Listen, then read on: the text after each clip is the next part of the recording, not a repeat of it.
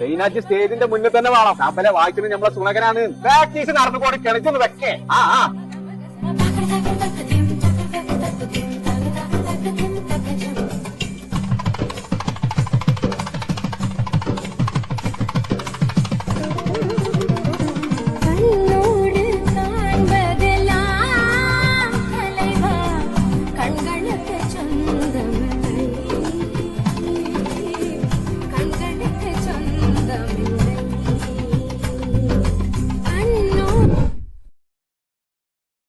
എന്താ പാട്ടെന്ന്? അത് തബലന്റെ ചാർജ് തന്നെയാണോ? തബലന്റെ ചാർജ് കഴിഞ്ഞിട്ട്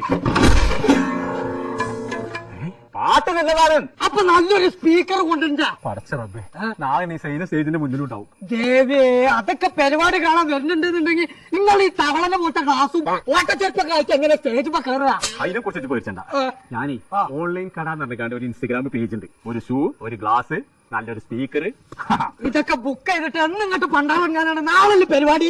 ഇന്ന് രാവിലെ ബുക്ക് ചെയ്തിട്ടുള്ളൂ. നാളെ പരിപാടിന്റെ മുന്നേ സാധനം റെഡി ആക്കാനെന്ന്. സമാധാനായി. അപ്പൊ തുടങ്ങിയാലോ? തുടങ്ങുക.